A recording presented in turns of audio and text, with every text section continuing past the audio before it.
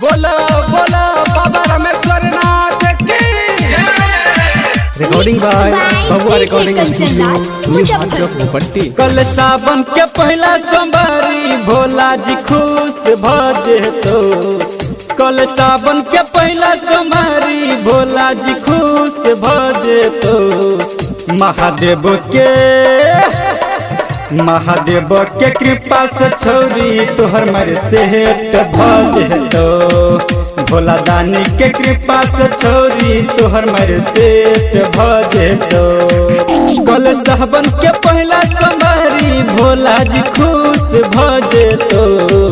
भोला दानी के कृपा से छोरी तोहर मर सेठ भजे तो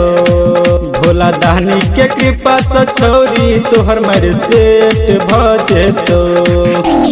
बोलो बोलो देवघर वाले बाबा की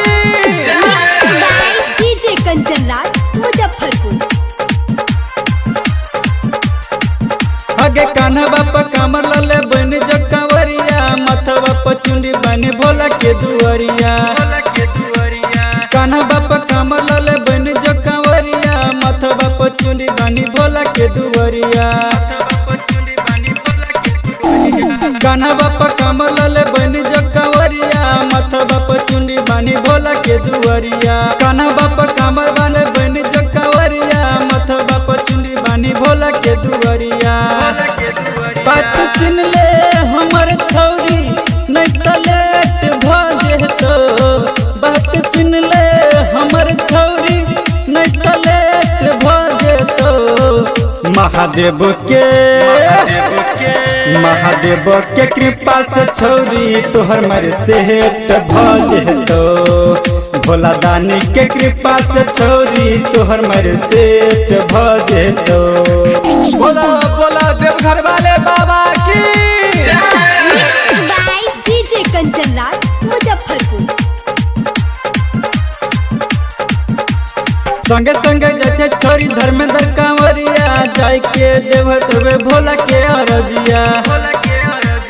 संगे संगे जैसे छोरी धर्मेंद्र कांवरिया जाय के देवघर करवे भोला के अरजिया संगे संगे जैसे छोरी धर्मेंद्र कांवरिया जाय के देवघर करवे भोला के अरजिया संगे संगे जैसे छोरी धर्मेंद्र कांवरिया जाय के देवघर करवे भोला के अरजिया चिलम में गाजा भर के दम जोर से मर गे चिलम में गाजा भर के दम जोर से मर गे महादेव के कृपा से छोरी तोहर मर सेठ भजे तो भोला दानी के कृपा से छोरी तोहर मर सेठ भजे तो